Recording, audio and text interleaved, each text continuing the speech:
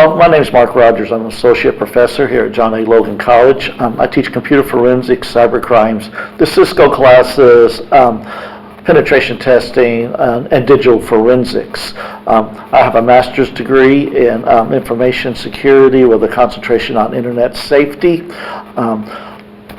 I'm also the coach for the John A. Logan Cyber Defense Team, the Logan Defenders. I have my A+, Net Plus, Security Plus, Certified Ethical Hacking, and my Cisco certifications. Also, I'm here to talk a little bit today about just what you can do to be safe online and some items you can use as you start your career here at John A. Logan College. My name is Kylie Williams. I'm an assistant professor at John A. Logan College for Computer Information Systems. I have a bachelor's degree in information technology from Franklin University. I have 2 associates from John A. Logan, one in computer forensics and one in computer and support networking, as well as some certifications in firewalls, as well as certified ethical hacking. I am the assistant coach of the cyber team here on campus. I'm also an advisor for women in cybersecurity and the advisor for our computer club here on campus. So if you're interested, you can always look me up.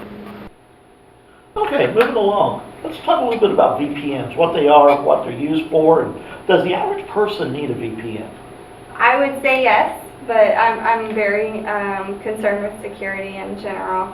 So one, VPN is a virtual private network. So if you want to imagine when you're driving a car and you go into a tunnel, once you hit that tunnel, people outside the tunnel cannot see you. I mean, unless it's made of glass or something, but the typical concrete ones, you can't see within it. That's kind of what these virtual private networks look like, and they use what we call encryption. So the information that is going through is not in plain text or what you would just read. It's nonsense code that doesn't make sense to us. So that's how it's secured. Even though it's traveling there and you kind of see the traffic going, you can't do anything with it because it's encrypted. Now, the benefit of this is there are several different antiviruses that do VPNs for you, whether you're on a phone, tablet, computer, any operating system of that nature. I don't want to get where I'm telling you to get a specific antivirus because it's neither here or there. You can get several different ones. They each have their strength and kind of their weakness points. What I will tell you is don't have multiple antivirus just thinking you are extra secure or anything, because they tend to flag each other and then they don't work properly and they're missing things. So be careful with that also. Kaspersky, Yeah. Norton, and I use Norton antivirus like I was saying, but I use Nord VPN. Nord is probably it's always been the highest ranked VPN out there, and it's really good, especially if you go back, like we said, if you have to use public Wi-Fi's and stuff like that. The VPN really protects you, from eavesdropping and stuff to that nature on that one. And all it does is hide where you come from and all that stuff. Yes, and it hides your what we call an IP address. It's like a street address, except in the virtual world for your computer. So other things like safe browsing, if you combine that with a VPN, you're going to be secure in your traffic. Now you can also use private browsing mode. It is different to get there, but if you use like Chrome, for instance, or Firefox or Edge, if you go into the options, you can always choose private browsing. Now what this does is it doesn't store all of your history and cookies. Don't be confused. Your ISP still knows where you're going. Okay, so it's not hiding what you're actually searching, but it is going to kind of hide it on the computer itself by not caching that within your storage.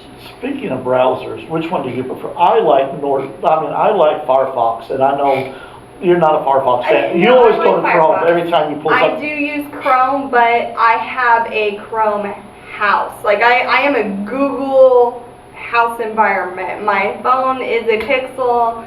I have a Google Home. It controls my lighting. I mean, I even have my vacuum cleaner that is connected to my Wi-Fi, so I can turn it on while I'm gone and give my dog exercise. So there's all these other things that you can do as well. Now, what about, and you know, we'll just briefly discuss this, the dark web and Tor. The average person needs to stay off the dark web. I'm sorry, nobody needs to be roaming around there. And if you do happen to want to go to the dark web, you need a Tor browser and you have to have a VPN. Otherwise, your computer is going to be infected before you know what happens. Yeah, you're dealing with a higher class, and you're going into kind of an upper class of hackers and things of that nature that you're dealing with. So it's a whole nother ballgame. Yeah. It's like going from the minor leagues to the pros. Yeah, we get questions all the time. I have students ask me, how do I do the dark web? And really, it's not bad. Like, people can have a torrent for legit purposes. It's not like, oh, I have Tor. I'm a horrible person and all I do is for this malicious activity. That's not true. Hackers. The word hackers is not bad. There are good ones and there are bad ones, just like all people, right? We associate the mask and that anonymous voice and everything. But not all computer people are bad. You have good ones and bad ones, just like any profession. White hat hackers, black hat hackers, whatever, and stuff like that. Okay, let's talk a little bit about passwords. I mean, nowadays, with everything going on, you need really strong passwords. Yeah, I tell students all the time, I recommend at least 10 characters. You need upper, lowercase, letters, numbers, and a combination of all those. Don't use your dog's name, don't use your cat's name, your mom's name, anything to that nature. I also use LastPass, which is a password manager. I use a different password on every website. Every account I have has a different password. Using something like LastPass, which is a password manager, you only have to remember one password. One thing I do, consulting on the side, and people say about writing passwords down. Really, really bad idea, but I deal with some senior citizens, and I'd rather them write their password down and keep it in their house, in the drawer, not carry it with them, in their computer desk, and then have strong passwords that way. That's a lot safer. I'd rather them have a strong password on the internet and it written down in their house. Now, if they carry it in a purse, that's a whole different story, or wallet. But Social Security numbers and purses. But, the thing is, the odds of somebody breaking in their house, going to their computer desk, finding their little book with passwords is a lot less chance than using Sam123 as a password, or password 123. And at that point, it's debatable. I actually had a grandfather. He would always leave keys in vehicles, and we couldn't ever figure it out. He lived in the country, so it kind of made sense, farmer.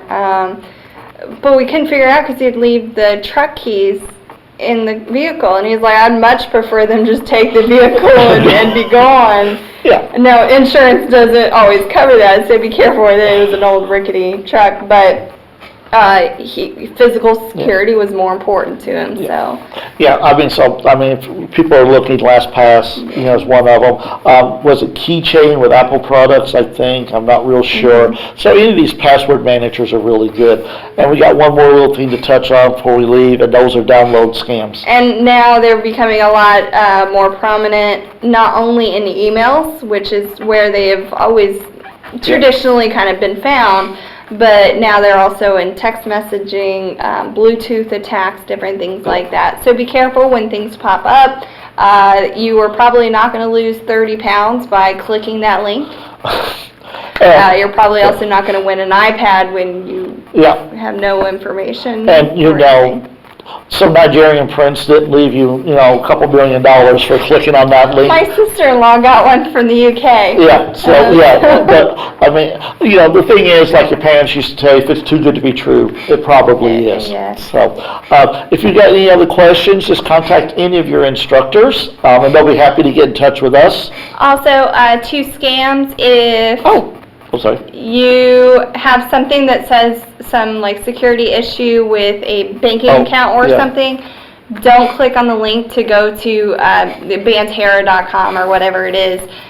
Go to the link itself. Like open up a browser and go to the link instead of clicking through that email or that text message. Okay, so again, one more time, if you have any more questions, just contact any of your instructors that you have, and they'll be happy to relay your messages, or you can contact me, markrogers@jlc.edu, Or myself, Kylie Williams. It's like Kyle with another E. I really don't know what my mom was thinking, but Kylee Williams@jlc.edu.